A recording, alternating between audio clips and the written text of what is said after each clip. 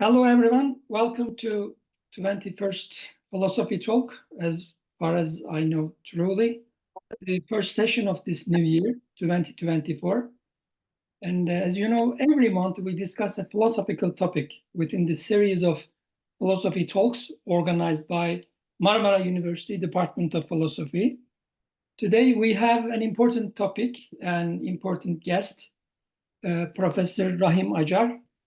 And the title of today's program, as you know, How to Read Classical Islamic Thought. And first of all, Rahim Hocam, thank you very much for accepting our invitation and participating in this conversation. At the beginning, I would like to give a brief information about Rahim Hoca, today's speaker. Rahim Acar teaches philosophy of religion at Marmara University, Faculty of Theology.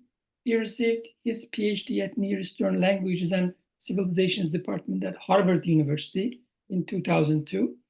Rahim Acar is a member of the Society of Philosophy of Religion here in Turkey, Istanbul. And his publications include Talking About God and Talking About Creation, Avicenna's Thomas Aquinas' Position. And there are many other articles and books. I would like to show you one of the latest example. Din felsefesinin ana konuları, how can we translate it into Turkish? Essential topics of philosophy of religion, just published, and I have received this brand new books, 5 volumes. Rahim Hocam, probably you would like to talk about a little bit about these new publications. Maybe at the end, I would add some words, yeah. Of course. As usual, our speaker, Rahim Acar, will make approximately a 30 or 40 minutes presentation. Then he will answer our questions in the Q&A session. That's it. So Rahim Hocam, thanks again for accepting our invitation, and the floor is yours. Buyurunuz. Thank you so much, İshak Hocam. Hi, everybody. Good afternoon. I would like to thank you for inviting me for this lovely occasion.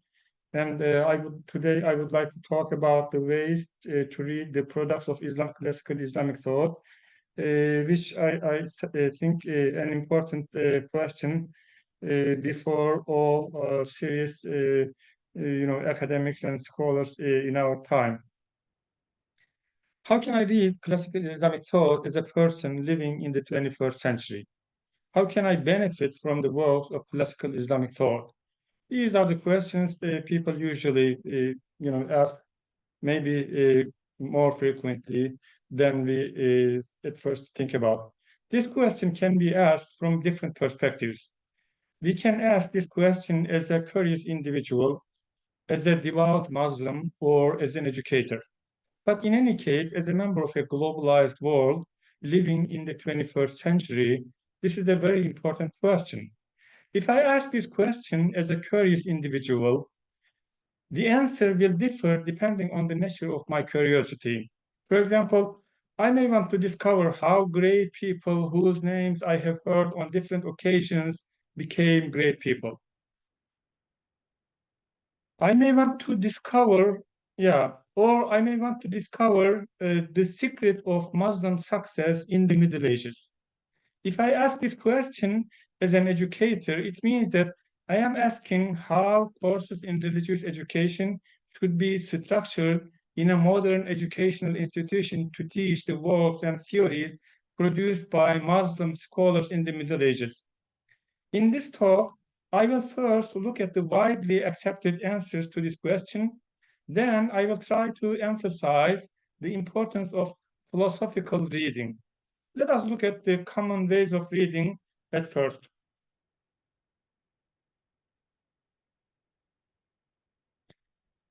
It is possible, as far as I see, to divide the common readings of Islamic thought, classical Islamic thought, into 3. Historical reading, discipline-centered reading, and theological reading.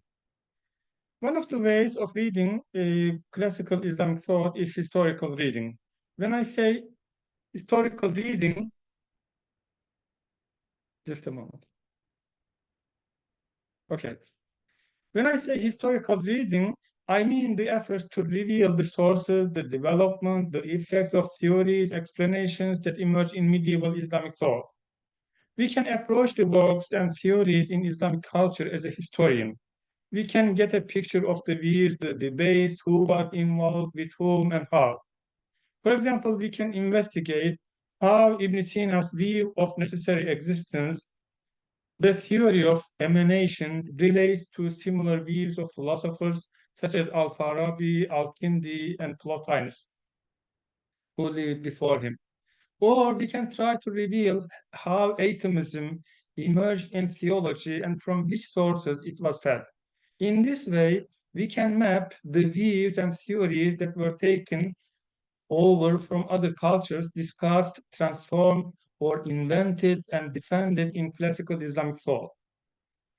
Through such a study, we can reveal the network of interactions of people who played a role in supporting, defending, and developing certain theories. This historical reading can have different motivations. For example, historical reading can be purely academic, can be done for purely academic reasons. That is, we may want to reveal the emergence, development, and transformation of relevant views and theories, or we may want to reveal the network of thinkers who support or rejected certain theories. Historical reading can also be done with the aim of revealing the glory, originality, contribution of Islamic thought to civilization and to humanity. Another factor that may guide the historical reading of Islamic thought may be the desire to show that the views and theories that emerge in Islamic thought necessarily have their sources in other cultures. Despite the drawbacks of historical reading with different presuppositions and secondary goals, it must be recognized that historical reading is indispensable for a proper understanding of medieval Islamic thought. It is indispensable. Indeed, it's a very important and respectable endeavor to accurately reveal how the theories in medieval Islamic thought developed, which sources they were based on, and which personalities were influenced by those views. The historical reading is very important for both the theological reading and philosophical reading, which I will try to explain in a moment. This is because historical reading can provide the reliable, correct, or proper data for both theological and philosophical readings. Another way of reading classical Islamic thought is a discipline-centered reading. When I say discipline-centered reading, I mean a reading of classical Islamic thought by dividing it into three disciplines: Kalam, philosophy, and Sufism. This classification of intellectual activities in the medieval Islamic world is quite common. Under each of these disciplines, there are different groups. For example, peripatetics, illuminationists, Mu'tazila, Ash'ariya, etc., etc. It can be said that such a point of view had an impact on the division of certain departments in the education program in the faculties of theology in Turkey. Even though it's a common division, one may question the grounds of it. Are these fields separated from each other in terms of subject matter or methodology, or, excuse me, is their separation a reflection of a purely historical sociological processes? Yet another way of reading classical Islamic thought can be characterized as the theological reading. When we say theological reading, we can think of it as reading the accumulation of classical Islamic thought for the purpose of understanding Islam correctly. From this perspective, the factor behind the searches and theories in classical Islamic thought can be expressed as follows. Muslim scholars in the Middle Ages were concerned with human fulfillment in general, or more specifically, with understanding and living with the teachings according to the teachings of Islam. Ultimately, in the face of religious teachings, the attitude of Muslim scholars went beyond simply saying, I believe, I have faith, that's it. They tried to improvise and examine, investigate into the nature of their religious beliefs. They were trying to find the proper Islamic beliefs and rules of behavior in the face of the explanations and questions posed by other intellectual traditions. The beliefs and rules of behavior they put forward can be considered as the theoretical articulation of the beliefs and rules that are simply stated in the religious texts, basically nas or nusus.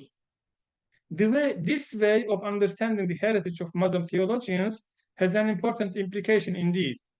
A good Muslim, from this perspective, today must learn them, adopt them, and live by them. That's it. Any beliefs and rules of behavior that are different from them or contrary to them should be rejected. From this point of view, today, it can be said that the works of medieval Islamic thought were sometimes studied with a sense of religious responsibility. In this way, it is thought that a Muslim will reach the only correct understanding of the scriptures. From time to time, the defense of the madrasa education system or the adoption of strategy of studying and teaching the works of certain group of scholars can be related to the theological reading. In addition to these three ways of reading the heritage of classical Islamic thought, we can also talk about reading it from a philosophical perspective. Unlike these three forms of reading, which are currently widespread, philosophical reading does not seem to be quite visible. Nevertheless, one might think also that the desire for such a reading lies behind the work of many Muslim scholars. However, it is difficult to say that this reading is sufficiently differentiated from theological and historical readings and that it has been done systematically. What I mean by philosophical reading of classical Islamic thought is basically the following: to clarify the meaning of the theories and the views put forward in classical Islamic thought, and to determine whether they are true or successful as rational explanations, as philosophical or scientific or theological theories.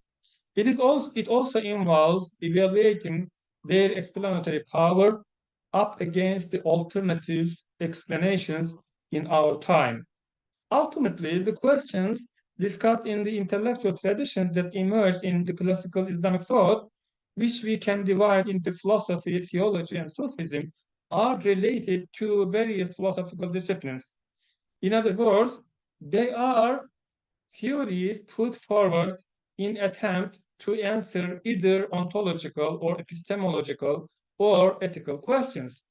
Therefore, without necessarily accepting the views of a certain group, a certain theological movement, or a philosopher as correct from the beginning, we can try to examine the truth or falsity of their views, their explanatory power, and whether they are still defensible in the face of alternative explanations of reality and human knowledge in the 21st century. When we look at the curriculum in the faculties of theology today, we can primarily see the reflection of a historical and discipline-centered reading of the classical Islamic thought. The structure of the departments and divisions in faculties of theology reflect these reading styles. In these faculties of theology, there are departments of Islamic philosophy, theology, and Sufism. If you look at it this way, it can be said that research on classical Islamic thought is structured according to disciplines that were shaped relatively in the Middle Ages.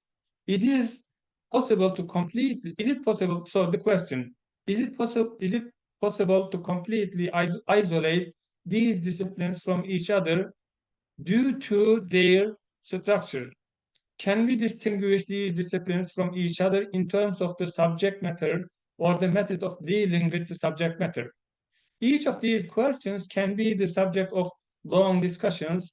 However, I should confine myself with the following general remark. Even if there is not a complete overlap between the subject of these disciplines, there is a significant overlap, especially in the field of what we call natural theology. Although there are discussions in the books of Kalam or theology on specific discussions in the sources of Islam, for example, on how to understand the verses related to the issue of seeing God, whether God is visible or not, it must be recognized that many of these discussions are intended to be made without assuming any specific Islamic teaching. In other words, before a theologian can discuss the meaning of certain teachings in the basic sources of Islam, there are issues that must be first addressed and justified on a purely rational basis. These include the existence and unity and transcendence of God, the possibility of his sending a prophet, and the fact that the Prophet Muhammad was a prophet and that the Quran, as revealed by him, is a pristine record of divine revelation. All these are among the issues that a theologian should deal with on purely a rational basis. So using a distinction made today in the discipline of theology, we can put it this way. Muslim theologians in medieval times did not simply write on scriptural theology, they also produced a significant amount of natural theological discussion. And these natural theological discussions were not only found in the books of theologians. Similar issues were also discussed by philosophers, falasifa, and by Sufis as well. Therefore, it can be said that natural theology is one of the common ground of discussions for different traditions in Islamic thought. In addition to the discipline-centered reading, discipline-centered reading, I believe that the reading of classical Islamic thought in institutions of higher religious education today is predominantly historical. This is perhaps a somewhat subjective judgment, of course. I do not have a detailed list of theses and works of the professors in the relevant departments and sub-departments, nor do I have a detailed analysis of the content of their work. But one can see the theological reading and philosophical reading efforts regarding the accumulation of classical Islamic thought in generally speaking. It can be said that these are mostly limited to special interests and religious sensitivities of the academics working in the relevant field. Being a good historian of Islamic philosophy does not entail analyzing the views of medieval Muslim philosophers in terms of their rational value and explanatory power. Being a good historian does not enable one to evaluate the accuracy, coherence, and explanatory power of these theories, or to compare them with the answers given to similar questions today. From time to time, looking at an issue in classical Islamic thought through the eyes of a historian and examining and evaluating that issue in terms of its philosophical rational value may be intertwined. But as a standard, it can be said that the structure in the faculties of theology is oriented towards a discipline-centered reading of classical Islamic thought from the perspective of an historian. Perhaps it can be said that religious education provided by religious communities is based on theological reading. By theological reading, it is accepted that a certain intellectual tradition, a certain lineage of scholars best understood and best explained religious texts. Accordingly, a good Muslim today is thought to be a good Muslim by carefully examining and accepting the theories worked out by those scholars. I wonder how useful such an idea is today. Let us leave this issue out of discussion. In order for the theories on religious beliefs put forward in classical Islamic thought to appeal to people today, it is necessary to go beyond the historical or discipline-centered reading of them. That is to say, they should be read in terms of how they answer questions and which questions they answer, rather than by whom those questions were put forward and in which intellectual tradition they emerged. When reading medieval Islamic thought from a philosophical point of view, one may examine the truth of the philosophical and scientific theories put forward in medieval Islamic thought, answering certain philosophical or scientific questions that are relevant for us today as well. One may try to discuss whether they are compatible with today's scientific knowledge and scientific data, and to show whether the relevant theories are correct or not, or whether they are more satisfactory than alternative answers, taking into account well-accepted theories in our time. The theories that emerge in the intellectual traditions of classical Islamic thought have a rich treasure, in fact, that contemporary people can benefit from in their intellectual pursuits. It can be said that these theories have historical aspects as well as aspects that appeal to people living in different historical periods and cultural environments, not necessarily limited to a certain historical period. The search for reality and the conditions and limits of human knowledge have been part of the human quest for centuries. The products that emerged as a result of this quest in medieval time among Muslim scholars in the traditions of philosophy, theology, and Sufism are important sources, and they can be consulted in today's quest as well. However, their appeal to the search for today's people depends on our reading them with a philosophical perspective. The philosophical reading of medieval Islamic thought, in some sense, similar to the efforts of medieval Muslim scholars as well. In Middle Ages, Muslim thinkers tried to read at first their own beliefs, the religious texts, in relation to historical, cultural conditions in which they lived. They compared the philosophical, theological explanations they encountered to the teachings of their religious sources. According to statements in their religious texts, they adapted some philosophical scientific theories of their time to their religious beliefs and rejected some others as incompatible with their religious teachings or what religious texts actually state. There is perhaps one important difference between them and Muslim scholars today.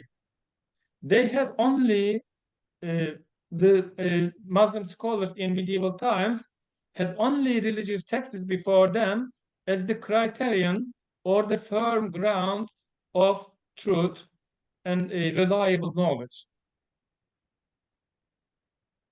Today, Muslims have before them both religious texts and philosophical theological explanations and theories developed in classical Islamic thought by Muslim scholars affiliated with different intellectual traditions.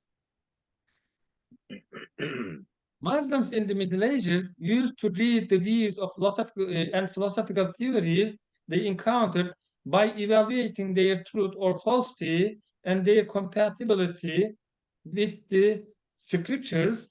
Today, from the perspective of historical reading, it is expected to reveal how they emerged, how they are transformed, which people are understood which theory, and how they were influenced by whom.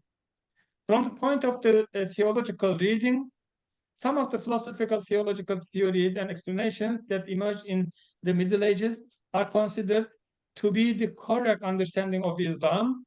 They are studied just to hold on to them firmly.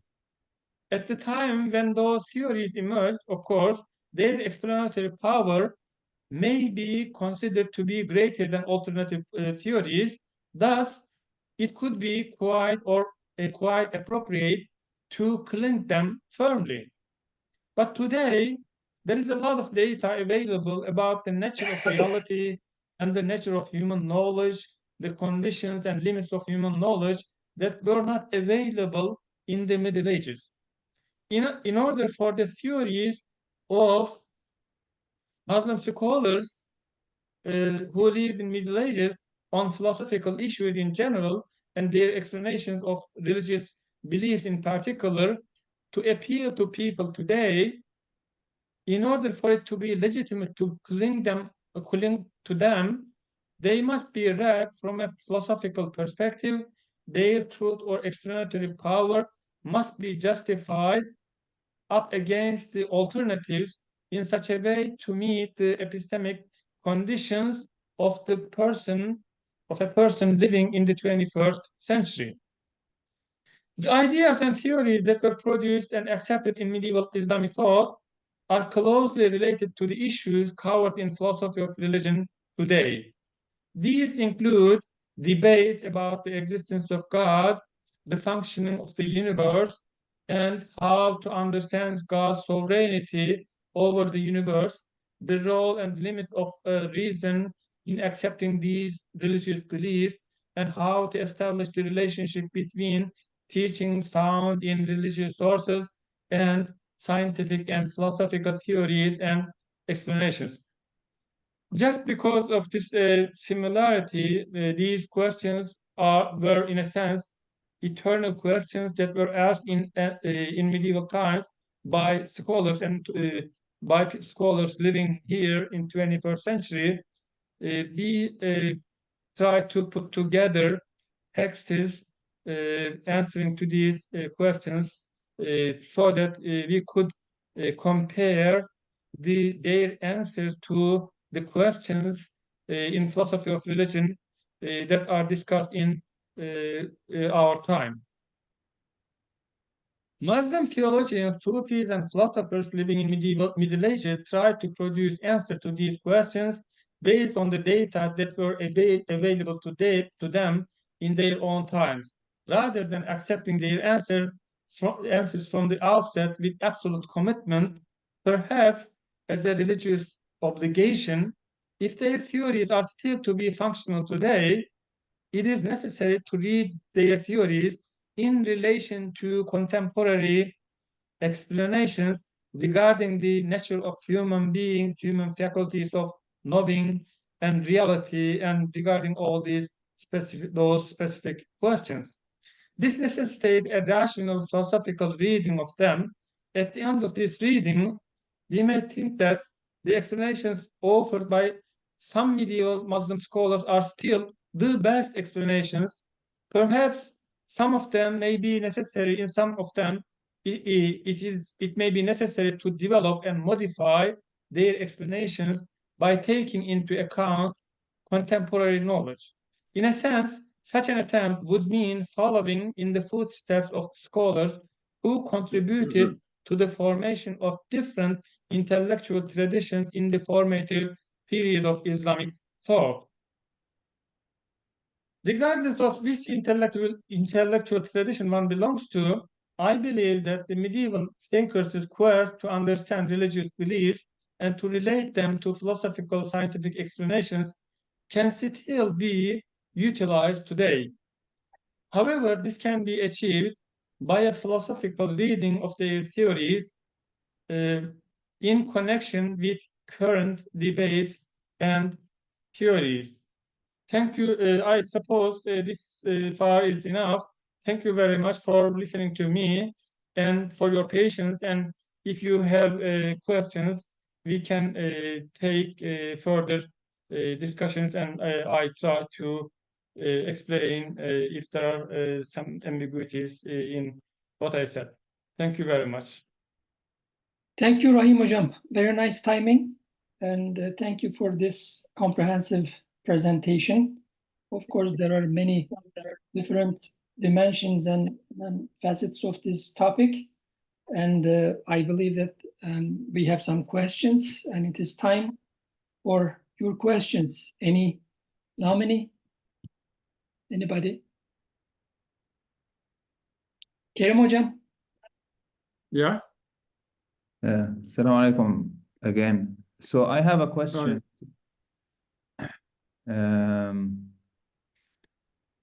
I will try to be clear in my question. Sure. Yeah. So if I understand correctly, the proposal is this philosophical reading, which relies, unlike the medieval scholars, it will doing it today, we will rely both on religious text as well as on available theories, data, and other resources that are, the product of, modernity and the scientific revolution, etc. Okay, so my question is this. Without changing the philosophical approach as an approach, right? There are two questions that we can ask from that approach. The first question is, how does the Islamic tradition and the Islamic text, when we look back, when we look at it, we can ask, how good are they, how successful, or how helpful they can be for us today? We can ask this question, right? From the philosophical approach. Now, there is another question that we can ask, which is kind of the flipped question, right? So we can ask, how would the Islamic perspective look at our contemporary predicaments and our contemporary lives? Yani, if we are doing some kind of a comparison, to put it very simply, we can ask, from modern view, we can look at classical Islam and say, how does classical Islam fare? Or we can turn the question and say, from the perspective of classical Islam, how does modernity fare? I mean, someone might simply argue that we should not take that what we call advancements today, we should not take them for granted, that maybe the problem and the crisis that we live today, be it on the level of the environment, the politics, sociology, they are themselves the product of a lot of the theories and the data that have been produced in modernity. So maybe modernity, after all, is not a mark of progress. And maybe this is precisely what Islam can help us to understand. I hope I made my question a little bit clear. If not, Thank you very much. I try to answer. If I misunderstand or misunderstand your question, then you can correct me, please. The first question, as far as I understand, how does Islamic tradition, could the classical Islamic tradition be beneficial to us as people living in the 21st century? Could they have, obviously those theories, those explanations were produced in medieval times by people living under different social, historical conditions. Did I correctly report your question? First question? yes, I mean, Okay. I'm saying that, I mean, my question is, it's one question. I only have one question. And the question is, there are two ways of looking at the relationship between the tradition, Islamic tradition, and modernity. Okay. And my question is... Okay, two sub-questions from coming out of one issue. So one aspect, medieval scholars lived under different conditions from us, and what they say, what they think, can we benefit from them? The question is, There are certain issues, as I said, there are certain issues, certain questions, they are, in a sense, universal questions, universal investigations. People living under different, civilizations, different time periods, different social conditions, ask those questions and come up with their own answers. In ancient Chinese civilization, or in medieval, Islamic civilization, or somewhere in Africa and things like that.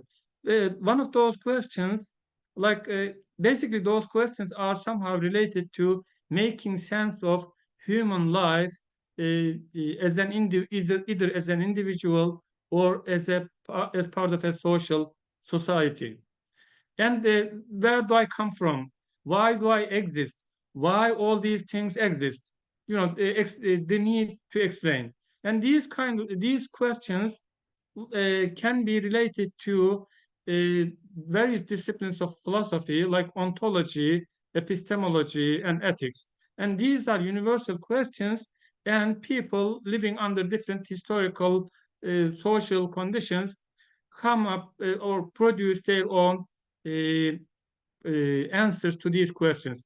And even though we have difference regarding our personal, individual, social, historical conditions from other people, still being as a human being is a common ground for us, and it is, we can benefit from the answers of other people to these questions.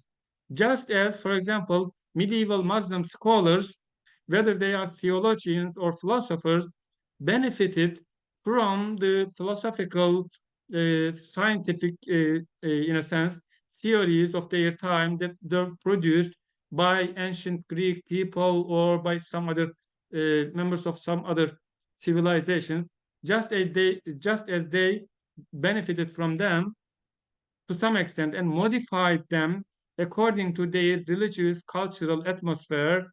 If we can still, think about them and to see if we can benefit, if we got help to answer our own existential questions as people living in 21st century. And so there is a commonality. We are human beings and they were human beings, even though there are certain aspects that make us different from them, not only in terms of historical social conditions, but even as an individual, each and every individual is different and distinct from all other individuals, but still there is a commonality, common ground. We are all human beings. This is why we can communicate.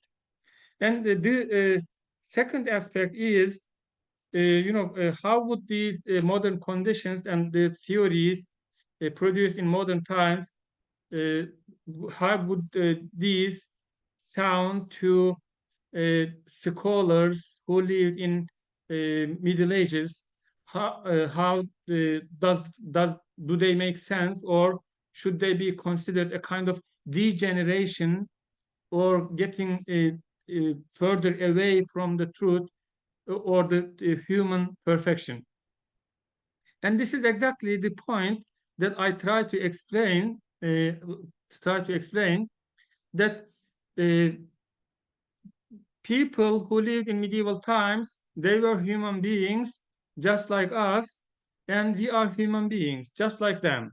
And if think about this, we, by philosophical reading, what I mean is we should try to see if the philosophical theories, theological theories, or epistemological theories, whatever, if they could explain the human condition, our situation, the the things that we experience today, if their theories can explain the situation better, if their theories provide a more satisfactory answer to our questions, that's great. So what I say when what I mean when I say philosophical reading, let us just look at the issue from a philosophical perspective so that we can see which explanation, which theory better suits human experience, our experience as a human being. Or you can, I mean, each and every individual further add something as a Muslim, as a Christian, as a, you know, he or she can add further, you know, conditions of his or her own. Do their theories explain and satisfy my answer to, my quest? Thank you. Thank you. Okay, Erdal has a question. Yes, thank you, Rahim Acar, for your presentation. So I have some question, but I want to be sure whether I really correctly understand your claim or not first. So as far as I understand, your argue that to be successful in our reading the Islamic source, we should direct our focus on Islamic, Islamic axioms, which is explained in the Islamic source, Quran, Hadith, etc., instead of, especially on, theories, philosophical theories or debates about this issue. Did I correctly understand your argument, especially? Actually, I gave some examples like the theological reading. What you say represents the theological reading. There is a common way of reading in our time, which one of these common ways is theological reading. From this, according to this theological reading, a good Muslim, what a good Muslim should do right now, as a person living in the 21st century, is to learn the theories, explanations of the Muslim scholars, especially theologians, and cling to them, stick to them firmly. Why? Because those scholars were great Muslims. They understood religion correctly, and since there is only one truth, for any Muslim living now here, it is a duty to learn what they teach, what they taught, and to cling it. This is the theological reading. Up Okay. against the theological reading, I am, suggesting that philosophical reading would be more beneficial and more, efficient in our time. And for the philosophical, what I mean by philosophical reading, we are people living in 21st century. We, got education. In our cultural, social situations, our knowledge about the reality, either material reality or the world, the galaxies, whatever, the human mind, human body, and how things, events happen in the world, we have obviously have a huge accumulation of information which was not available, totally available to medieval Muslim scholars.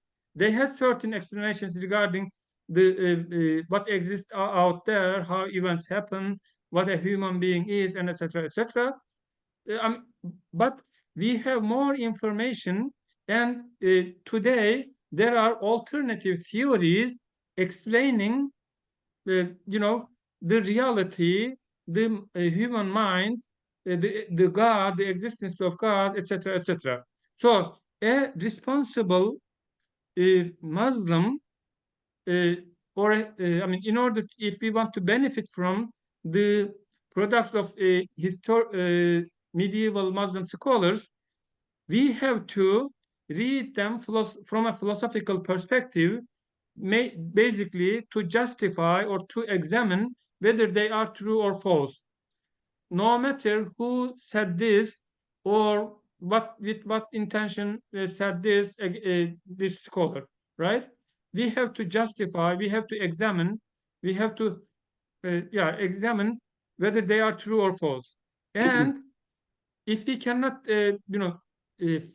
confirm their truth, still there are alternative theories answering the same question. So we can compare what medieval Muslim scholars produced to the alternative theories, which are supported in our time. So this is the philosophical reading, and I, would like to see that it should be more emphasized, and more people should consider, should read medieval Muslim heritage, not from a theological perspective, not from a historical perspective simply, but also from philosophical perspective. Okay, thank you for this clarification. I misunderstood some parts. Thank you. Okay, I pass to other question. Rahim Hocam, especially in hermeneutical school, there are many debates about how we can correctly read or properly read any text. So one part of the school holds that first we should determine the exact meaning of the text, of any text, whether theological or philosophical. After that, we should discuss the significance of these text or this message or these things for us. Another side, as you know, they say we cannot, defer the meaning of a text from its significance for us. So when you propose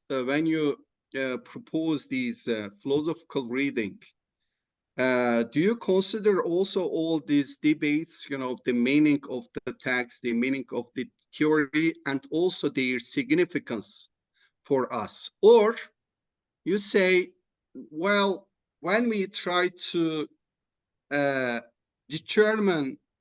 grasp the meaning of any, text or any, theory, we cannot put aside our modern perspective or our framework, our point of view, because when we read anything, in this case, for instance, the Islamic text, so they accompany with us. So that's why with this perspective, we read them. So it means significance of text and the meaning of text go together.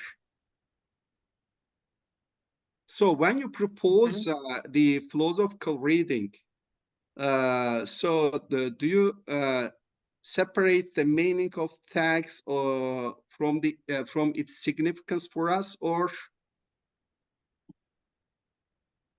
Okay, difficult questions. Thank you.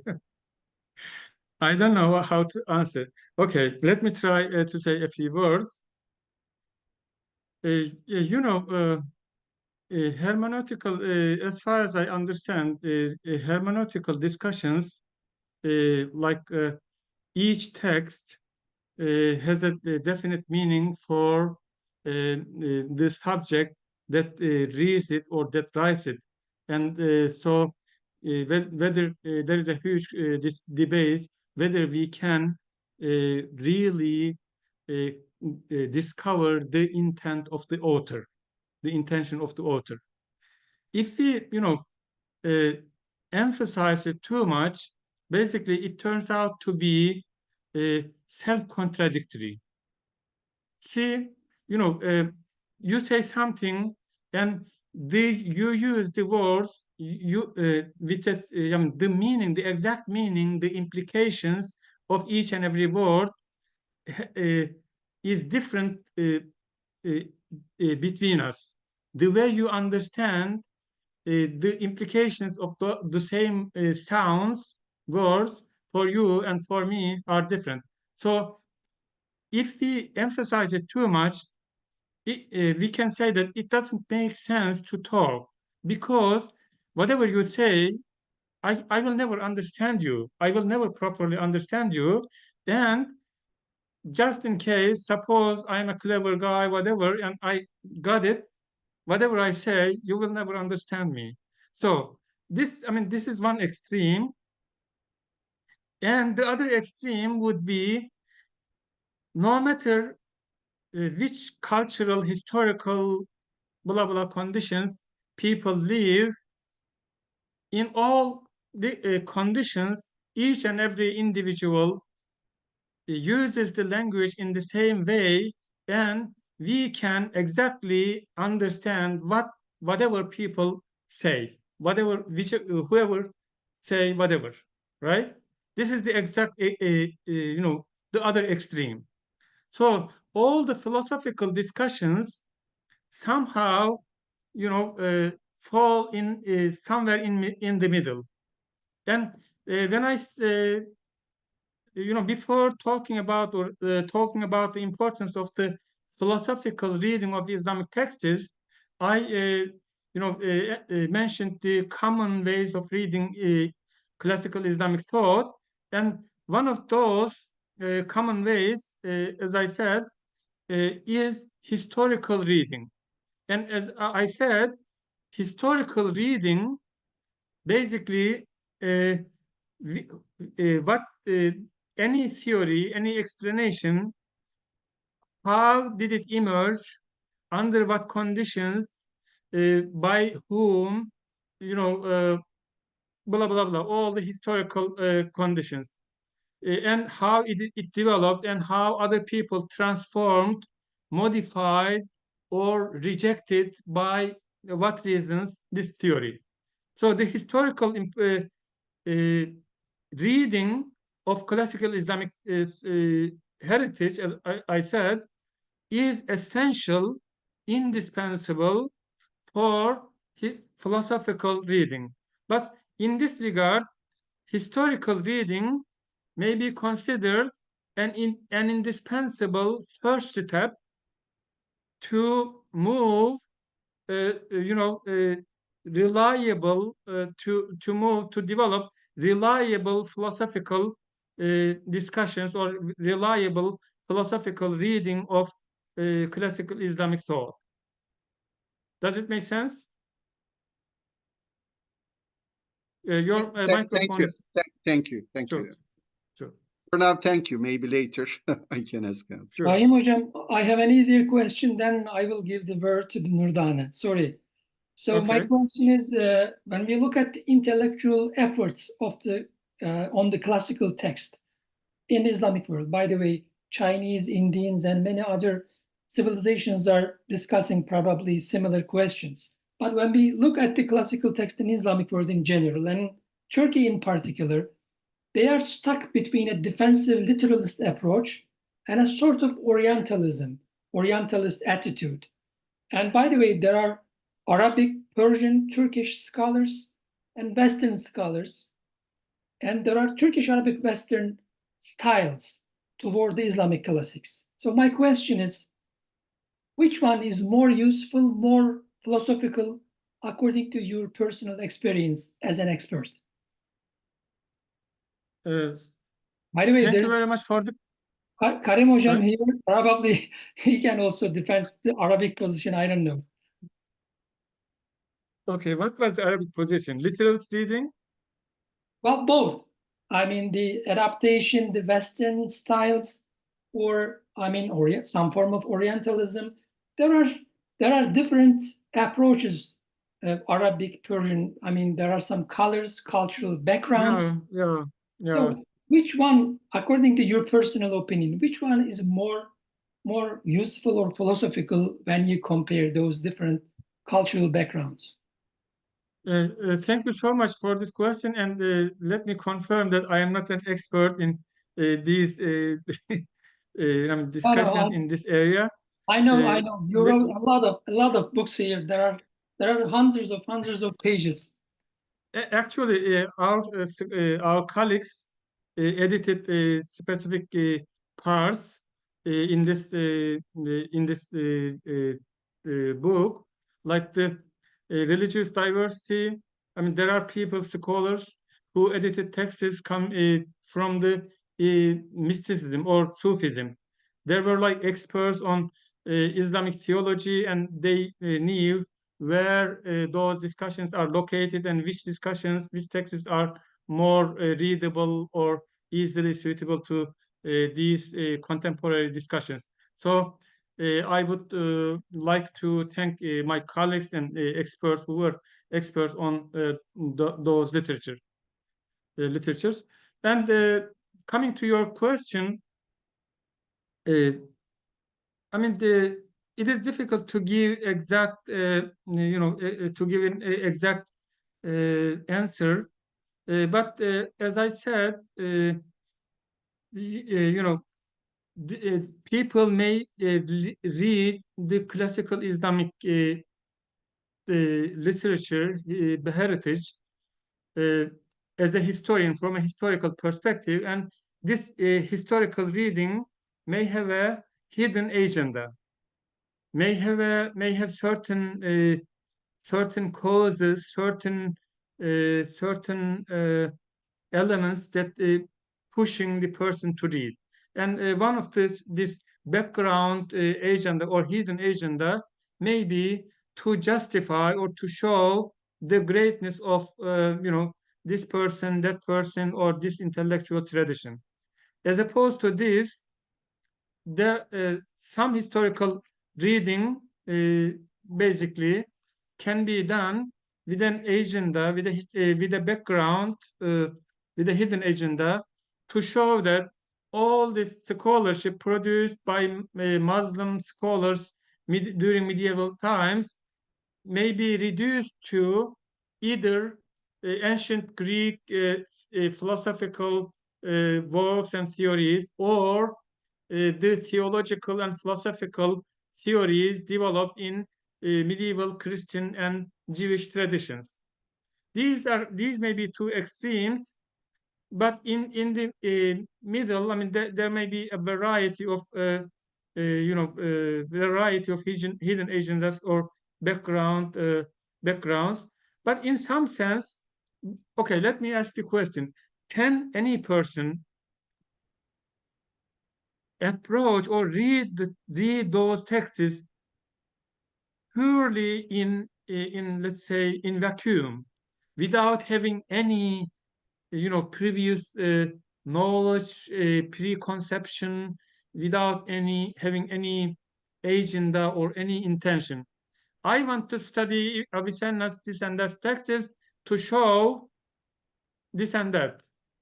So in some sense, it is impossible for us as human beings to read the texts in vacuum without having any preconception, any intention, personal intention. But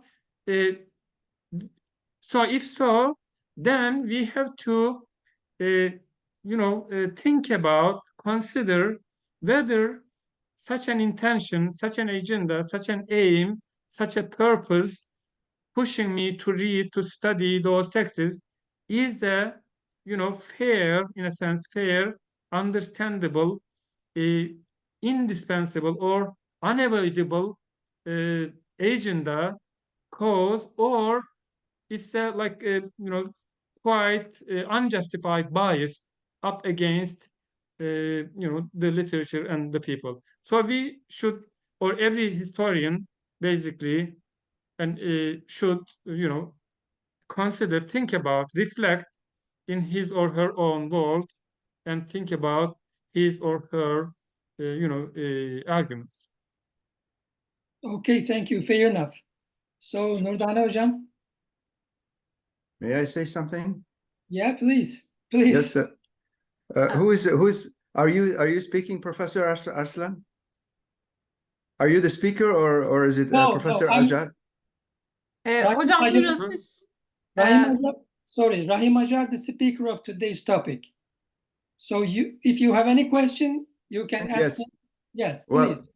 thank you. I missed the first part. I apologize, but concerning what Professor Acar just said, I think I understand what he's saying and what he's trying to say also. Would you agree, Professor Acar, if with what I'm about to say is, I think first of all, I completely agree with what the historical context that you're trying to place the Waratha or the heritage, the Islamic heritage, and of course, Waratha in the according to philosophers like Kunabi, for example, is the original source is of course divine. So it is always compared to a light. So it's more comprehensive than just one religion or one religious tradition and so on. Although the roots are, of course, that this conversation can go on forever, and the Quran is comprehensive in a way that we cannot quite describe it. But in any case, that's another issue. Would you agree with the idea that philosophy, as we approach the Islamic heritage in particular, we have to separate how Islamic principles were established and founded in their own context, and then treat this separately from how we must approach the problems of humanity today. These are two separate things, I think, because I think that I completely agree with what you're trying to say, that we cannot simply analyze and reflect on the philosophy of the medieval period, or philosophy in general, in abstraction, always in abstraction. But the other extreme is that, well, we kind of become absorbed in historical and day-to-day problems and so on. Philosophy, in my opinion, I don't know if you'll agree with this also, philosophy, in my opinion, is not in the business of explaining the world or explaining physical or biological phenomena.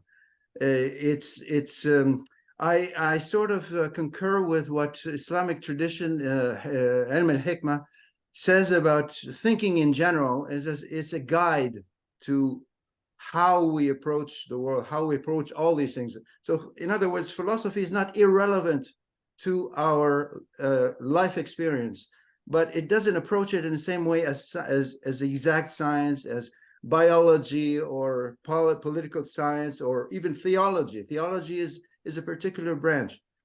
So it's a guide. But before we are able to approach our contemporary period, would you agree that we need to understand how philosophy was elaborated and founded in the medieval period, over 1400 years, basically.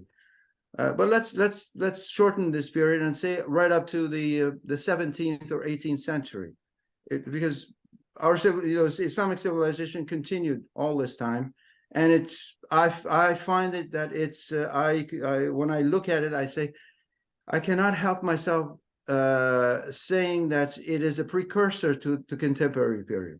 It basically founded most of the sciences that we take for granted today. So it has something more to say than just another philosophy and another branch of humanity. It has something more universal to say. But would you agree that we have to understand what let's say how philosophy was established and elaborated before our time, in order to be able to apply it if this is what we want to do, and in order to be able to understand its present human situation? So this is my question to you. Yeah. Okay, thank you so much, Professor Shaker. I mean, it's a kind of complicated question. Yes. Regarding the nature of theology, regarding the nature of philosophy, and whether we can, compare our conception of philosophy and the conception of philosophy that was accepted by medieval times. And yeah, it's quite complicated. You also mentioned the Sufi approach, that their theories, in a sense, their explanations somehow are traced to divine revelation in some sense.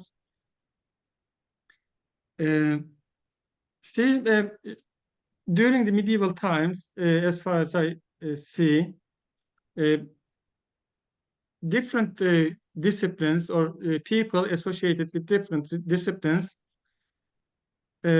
shared one epistemological assumption. This epistemological assumption was that we can know reality exactly as it is. And so the question is, who can know the reality as it is? Of course, I mean, our group.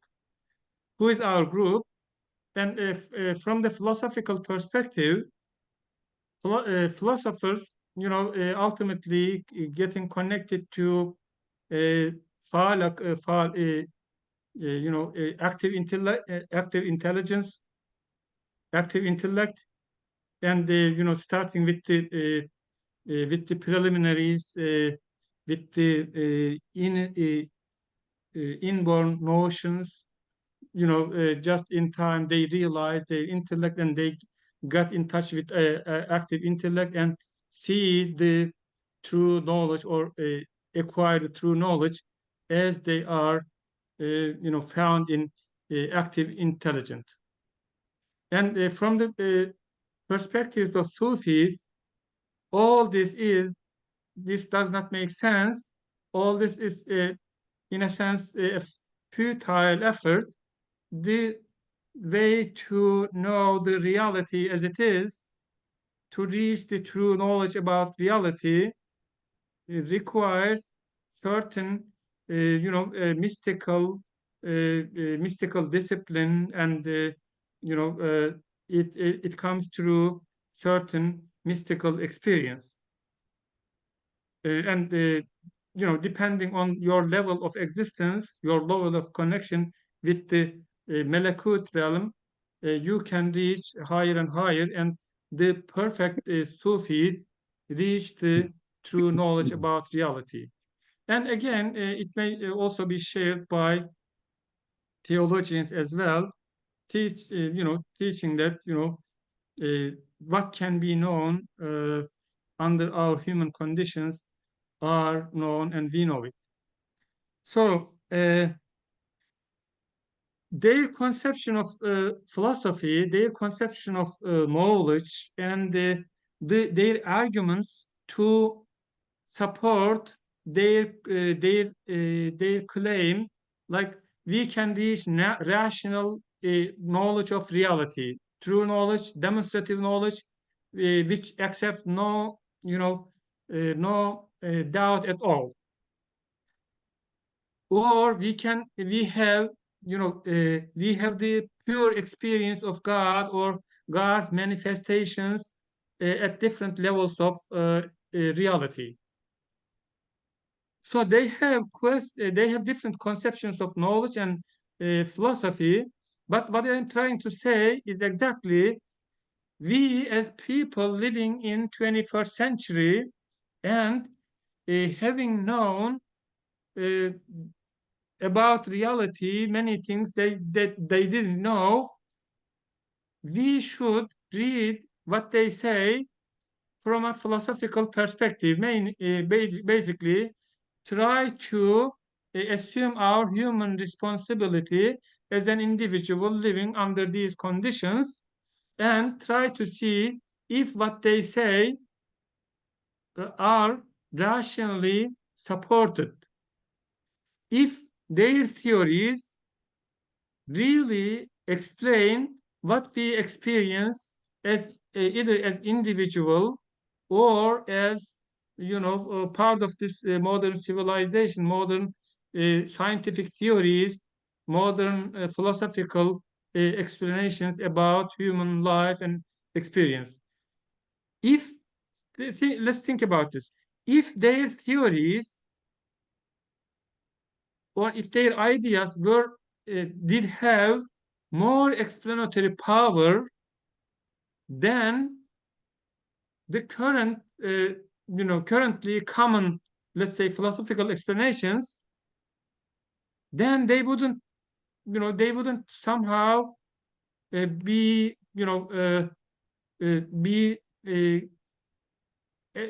at a secondary level. They would still be supported by majority, because their explanation had more explanatory power. So what I'm trying to say, still what they produced are important for us as human beings, as philosophical theories, and if we can relate at the philosophical level, simply thinking about their support, epistemological conditions, the justification, the evidence to back their theories, we can evaluate their theories from this philosophical perspective and compare them with the common explanations in our time. And this would make the heritage of medieval Islamic thought more efficient, more beneficial for us as people living in 21st century, being exposed to so many different scientific and philosophical theories. Otherwise, we can say that our great scholars, great theologians, great Sufis had great explanations about the reality, human knowledge, and etc., etc. But still, we have to live in a totally different, in the nexus of a totally different explanations. So it would kind of make a somehow isolation from the current situation in which we live. I don't know if what I say makes sense to you. Yes, thank you. Of course it does. Yes, I understand. Thank you. Thank you. And if I may just add something, do you have time? Just briefly, yeah. Yes, because I feel that, of course, it's very important to understand how to make this comparison. You say we must Islamic philosophy, medieval Islamic philosophy. We can compare it to what is going on today in philosophy. But is it so? Modernity itself, of course, is a controversial concept. Is it really Western? It's not. I don't believe it's really Western. It's a product of humanity. But second, I think that, is it so important now to keep Western philosophy constantly as a point of reference, or has it become irrelevant as the West itself? I mean, if you look around the world, the West is slowly fading away. I mean, all its culture, its short intellectual history is sort of grounding to a halt. And suddenly we see this blossoming around the world. I mean, different traditions in China and India, but it's also in Islamic world. So I'm just,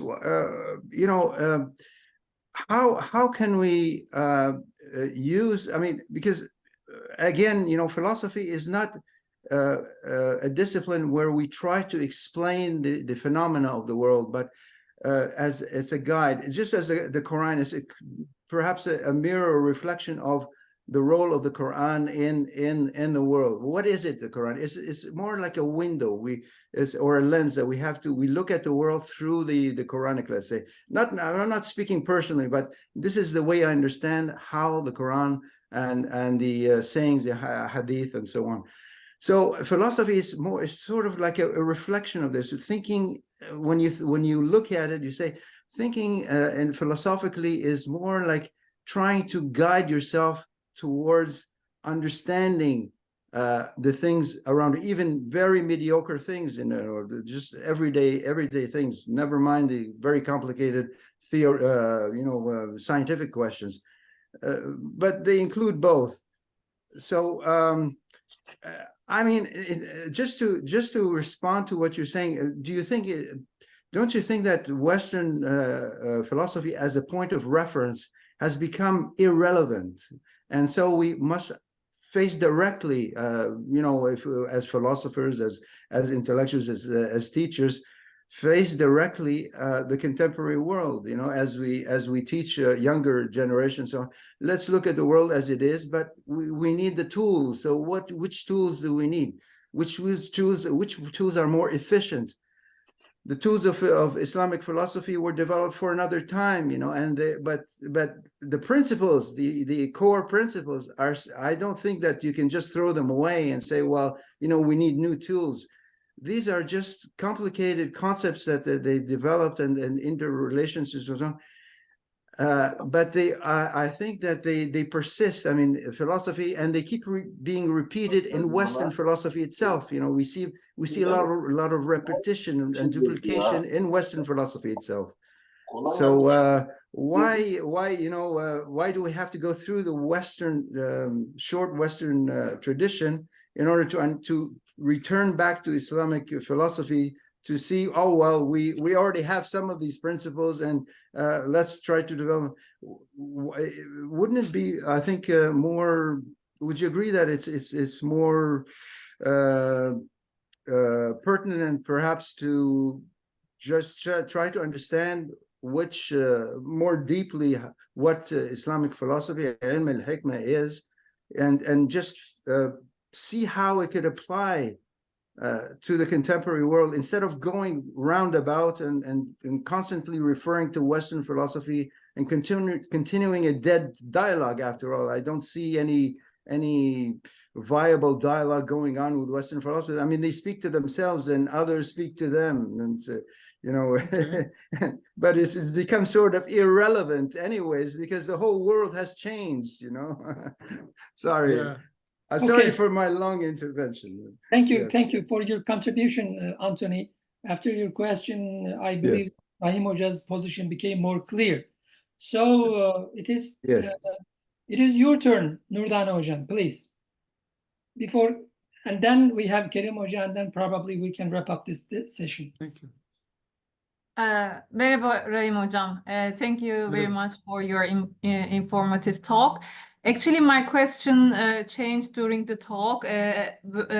First, when I read your abstract, I was kind of curious why you have the approach to like the theological approach and philosophical approach, which kind of seem kind of a in this sense almost synonym, because a theology is a part of a philosophy.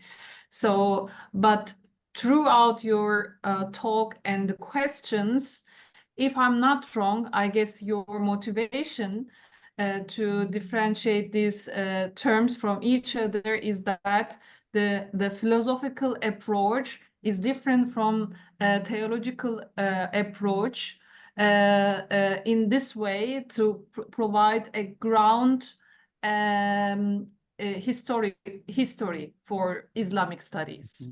Am I correct in this sense? And also, do you have other motivations to have these two approach, philosophical and theological approach?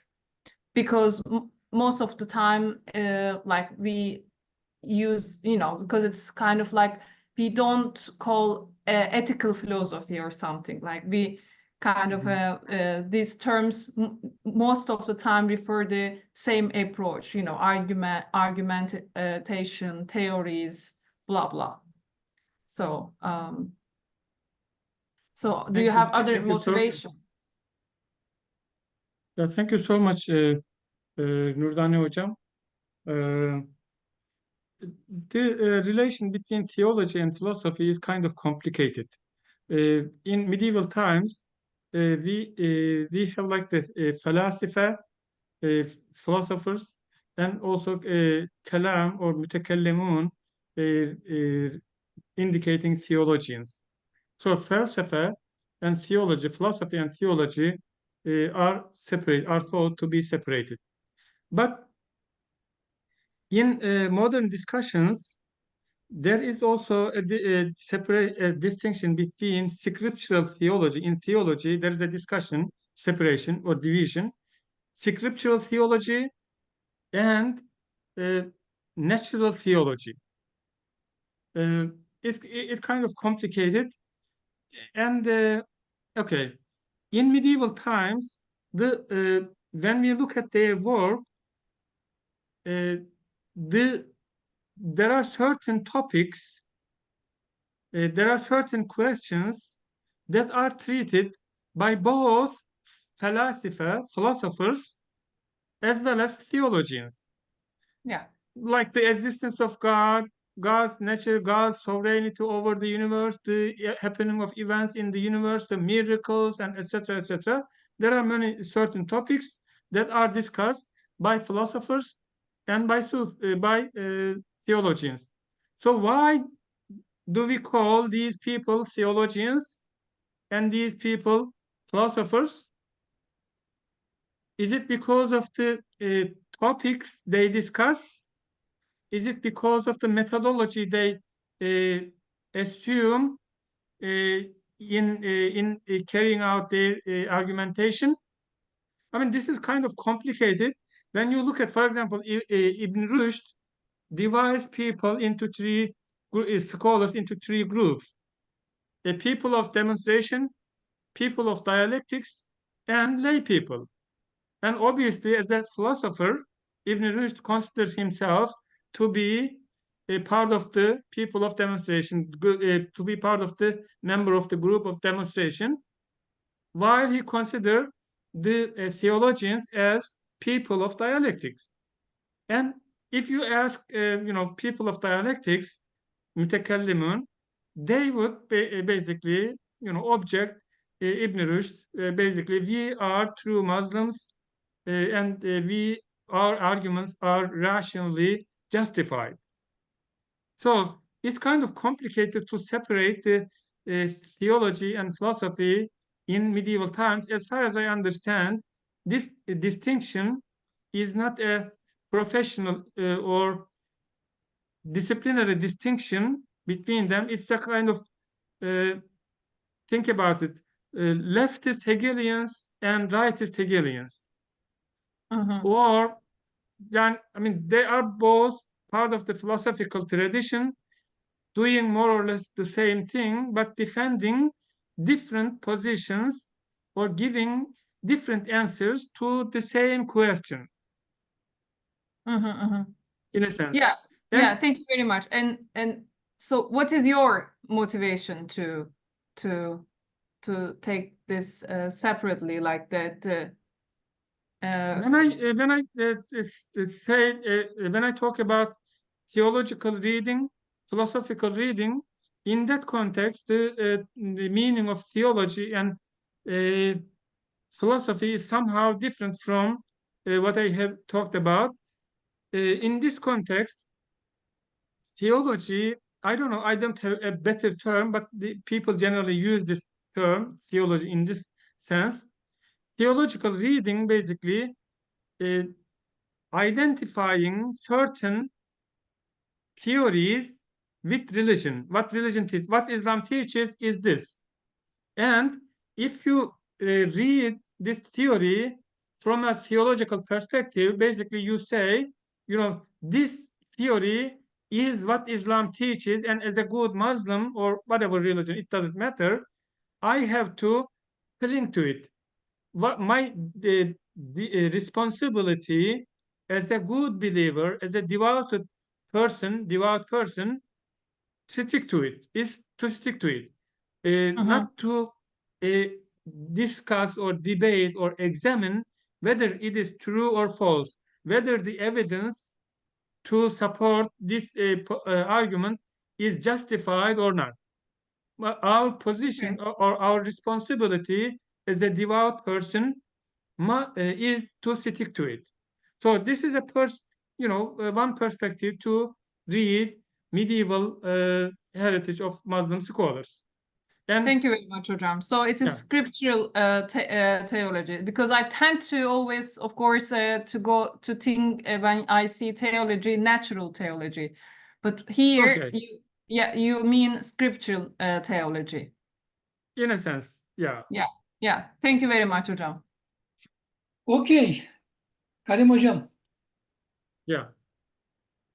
you have, yeah. Yes. Aynen. Thank you. So I want to try to understand with a little bit, with more precision, the view. Okay. So here's my shot. So we live in the modern world. This is a fact. And we are looking back at the tradition, classical Islamic thought in this case. And you have identified in the talk different ways of reading that thought. And now in your answer to Nurdani Hoja, you mentioned one way of understanding the theological approach is to say that there's a theory, the Islamic theory, classical scholars of the Muslim scholars have developed a particular view of the human being and his role or her role in the world.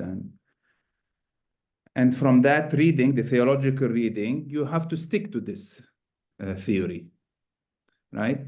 And Yeah. in contradistinction to this, in different from this is your suggestion, which is, wait a minute, we have learned stuff about the world that the classical scholars didn't have. So let's use this gain in knowledge, these discoveries, in order to check whether this theory can be maybe improved or maybe modified in a certain way or not. So here's my question. And I will try to use it, I will use a specific example to illustrate my question. It seems to me that there is the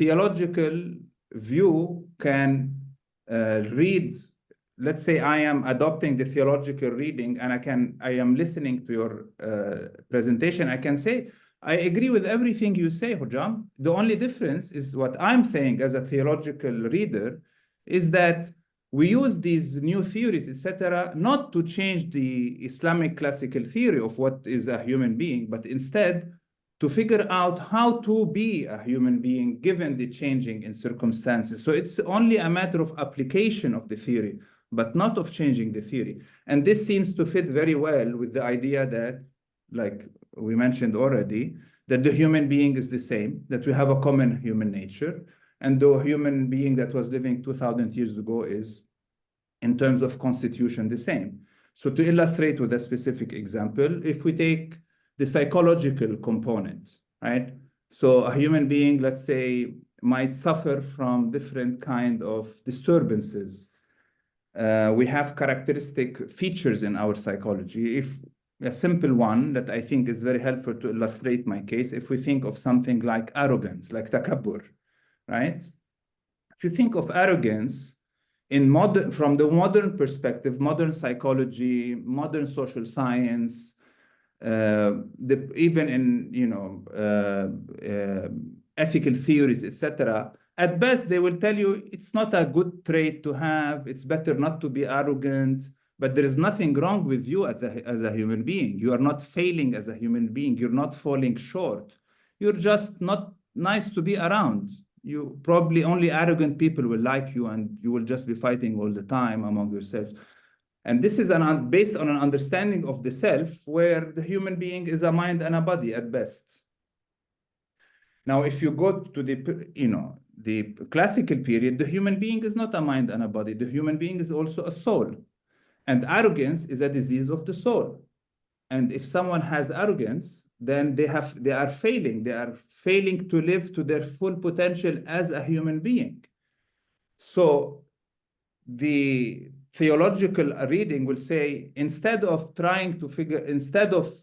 changing my conception of the self on the basis of contemporary theories of psychology and say that arrogance is just another feature that some people will like it, other people will not like it.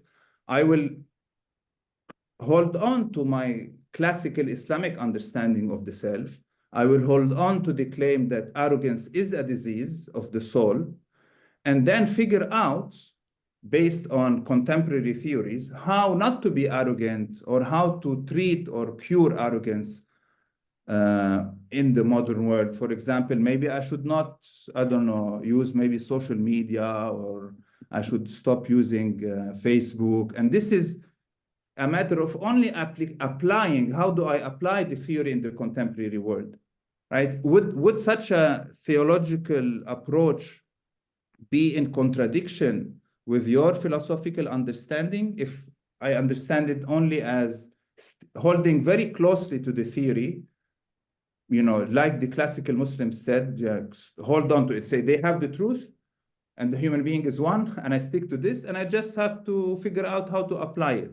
But no amount of new discoveries will make me question, let's say, the division of the self or the purpose of human life or something like this.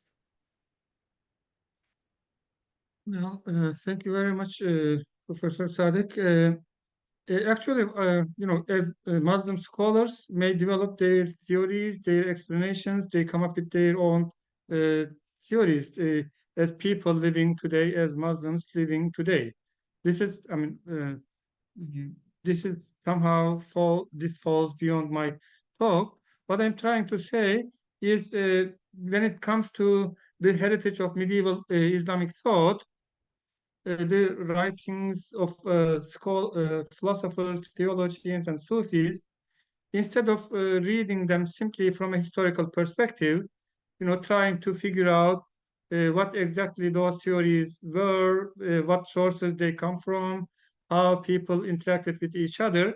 What I'm trying to say, we can also read them to somehow learn something and and relate to our experience as people living in 21st century, simply because since they were Muslim people, and since obviously those scholars were great scholars, intelligent guys, and they tried to understand and relate religious texts to what philosophical scientific theories of their times said. So we can learn, I mean, we can check if we can learn something from what they produced. Just, you know, instead of trying to stick them without questioning, instead of simply trying to understand what they say and how they thought with each other, just try to relate to our experience, then the theories, the knowledge, the accumulation of knowledge that we have, and see if what they say can be considered to be true, to be explanatory in the facts that we already have, that we experience, whether their, you know, theories have more explanatory power up against other contemporary, you know, theories. I see. So it's mainly like a call for some kind of, it's an anti-dogmatism, which I understand Yeah, it's very much available. Exactly. And it's very easy to take the tradition with all its details. Anti-dogmatism without- and relating what they say to what we see, what we read, the contemporary theories and explanations, philosophical explanations or scientific explanations, whatever. Yeah, So, bless you. Okay, Okay. so thank you for your contribution. So we have probably the last two questions, one from Erdal Hoca, and then the last one probably will come from the Abdullah Hoca. Erdal Hoca. Okay, thank you. Yes, the discussion is very Very hot. fruitful, very fruitful for me. Rahim Hocam, when we read philosophically, actually, the classical, the classic of Islamic tradition, so we will clarify. We will clarify the meaning of the theories put forward in the classical Islamic world, and also we can determine whether they are, you mentioned, successful or true, etc. Okay, well, concerning the natural philosophy, today science, this purpose can be realized. You know, there are well-established theory. They, describe the fact, but in medieval age, whether Christian or Islamic, there were different, explanation. We know now they don't work. In the modern world, they cannot explain the fact, the reality. But this tradition or the texts produced in this tradition at that time are not only related to the the fact. They are also related to value, metaphysics, the other things. Now we cannot say they are, whether they are successful or not, based on the criteria produced in modern time. So when we read, philosophically read this part of this tradition, so you propose which criteria they should be beneficial in terms of which point in modern time. Thank you very much, Erdal Hocam. Actually, this, very good question. Simply, they had a certain conception of humanity, human being. What's the, the realization or the perfection of human being, which is somehow different from modern conception of ideal person, the realization of humanity, human being. So what we do basically, we can evaluate, we can compare whether answers to be a good human being, realize our humanity, our existence, is a better option, or this one is a better option. All these there are, obviously there are theories concerning the nature of reality, but there are discussions, huge discussions about metaphysics, the existence of God, God's relation to universe, the human beings, the position of human beings in the universe, the let's say ideals or the values that must be realized, that must be assumed by a good human being. And we have today alternative conceptions. And in order to benefit from what they say, we have to, philosophically read what they philosophically read their theories. Namely, we have to compare the way they justify their theories and the way contemporary theories answering to the same question are justified. Which one is more justified? Which one is more satisfactory? Which one has a better explanation of the facts of the human ideals? Hey, Thank you. The last point is very complicated. Okay, maybe later we should discuss this topic in detail. Maybe face to face, we can discuss it further. Yeah. Thank you. Abdullah Hocam, Sure. Thank you, Rahim Hocam, for the speech. My question, I think, is already asked by Kerim, but I am going to make it more concrete, I guess. So let's say you convince me. From now on, I am going to read the classical Islamic thought philosophically. But I am a Muslim. I am a devout Muslim, let's say. And I am a Maturidi, and I follow Imam Maturidi in my principles of faith. So these are my dogmas, actually. And in Islamic tradition, I see more rational theological schools, such as like Mu'tazilism, and I don't follow them, actually. Their explanations are more rational than the explanations of Maturidism. So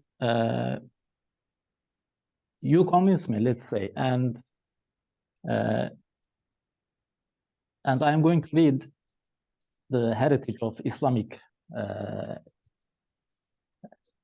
civilization according to your principles of philosophical reading. In that case, according to your opinion, will I be able to continue being a Maturidi, or should I stop being a Maturidi and, you know, am I going to change my principles of faith? Of course not. I mean, nobody has to change his principles. What I'm trying to say is just. But if, you know, if I find the explanations of Mu'tazilism more correct than the explanations of Maturidi school of thought, you know, is it my ethical obligation to change my, you know, my dogmas or my beliefs? Actually, each person has, has a right to decide the way he or she pursues in accepting his or her beliefs. But epistemically speaking, I mean, we are rational animals. Accordingly, what we accept, we should justify what we accept on the basis of reason. And think about this. I mean, what I'm trying to say may be likened to doing natural theology. In my talk, I also mentioned that for a when we open the book of a medieval theologian, Muslim theologian, either a Mu'tazilite one or a Maturidi tradition, we would find a huge amount of natural theological discussion. Basically, these include the existence of God. I mean, you cannot say there is God because in the Quran God says so. It doesn't make sense. You have to, establish the existence of God on the basis of reason alone. And also, a theologian must establish on the basis of reason alone that God did not simply create and left the world on its own. God is involved with what is going on in the world, takes care of, and God sends prophets and things like that. All these basic Islamic teachings must be justified. They were aware of this fact, and they did justify basic religious teachings on the basis of reason alone. And then from then on, when you talk to other Muslims, you can say that we should accept this position because God says in the Quran so and so, or the Prophet said or did such and such. But up until then, there is a huge discussion, simply carried out on the basis of reason alone. So if a person now in 20th century may say that, I want to be a, firm Maturidi. I want to stick to Maturidi teachings about God, about the world, about our the relation of the universe to God, and etc., etc. What I'm trying to say, this person must, compare the data provided by medieval Muslim scholars, their theories, up against the modern discussions about reality, about God, about the nature of human knowledge, about whatever.